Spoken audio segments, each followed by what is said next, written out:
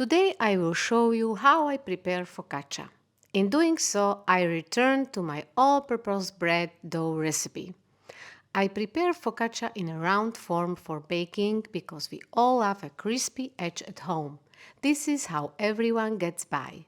But let's see what ingredients I need to prepare focaccia.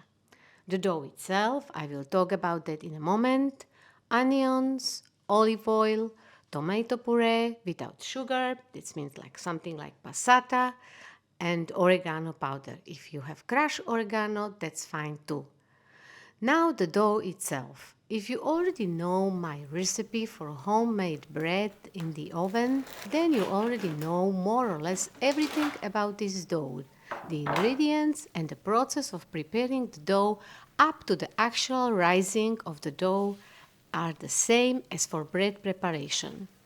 After all, focaccia is kind of bread with additional ingredients.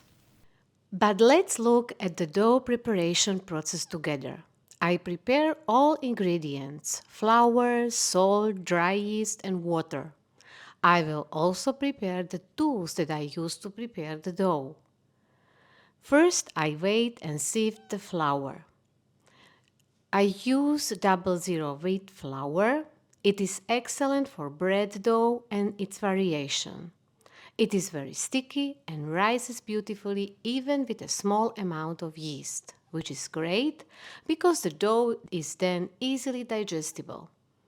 But let's get back to the dough. After I sieve the flour, then I add salt and dry yeast and mix everything well.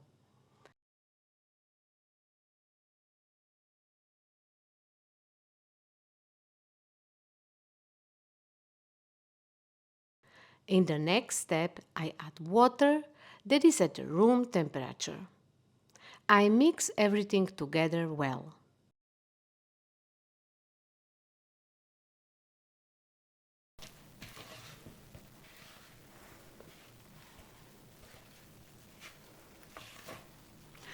All this process doesn't even take me 5 minutes. I cover the dough in the bowl with a plastic wrap and tighten with a rubber band and then put in a refrigerator. This is the same process as when I make the bread. After the necessary resting time, the dough in the refrigerator, ideally 8 to maximum 48 hours, I take the dough out of the refrigerator and let it slowly adapt to room temperature.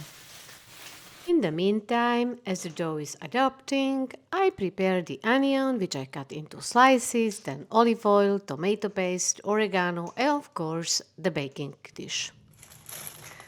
Then I start with the focaccia. I grease a baking dish with olive oil.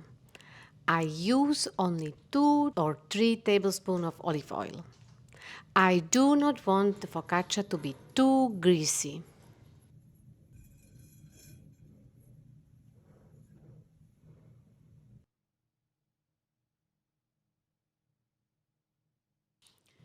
Then I evenly place the chopped onion on the bottom of the baking form.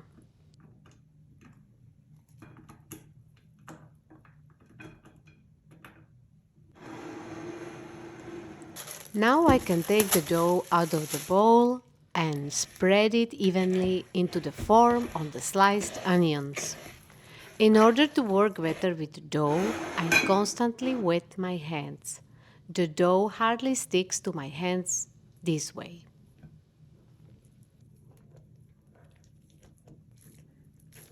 I slowly press the dough to the edges of the form.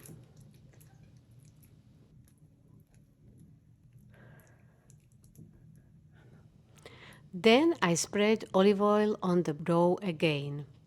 I will use no more than 2 or 3 spoons of olive oil.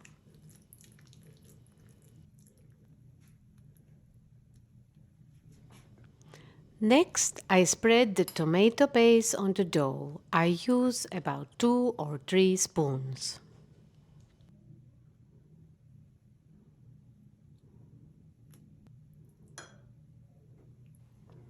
The last step is sprinkling oregano on top of the focaccia.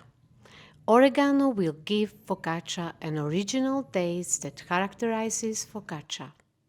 This is how I have the dough ready for rising.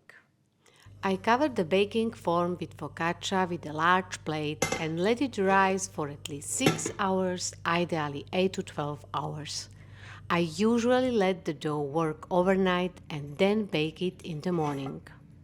After focaccia has risen, I preheat the oven to 250 degrees Celsius, upper and lower heat.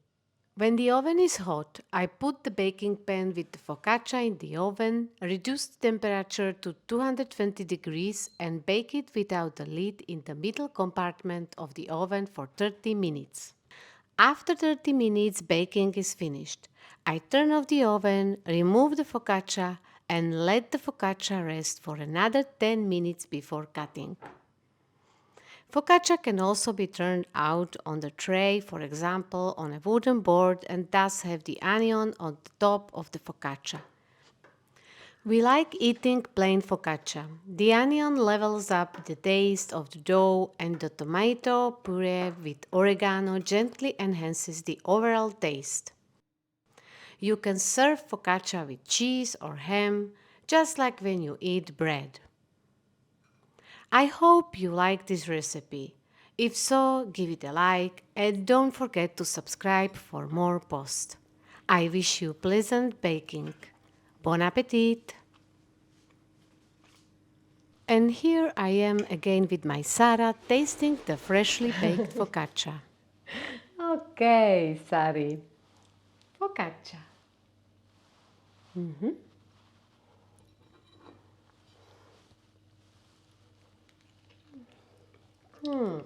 Buono. Ho questo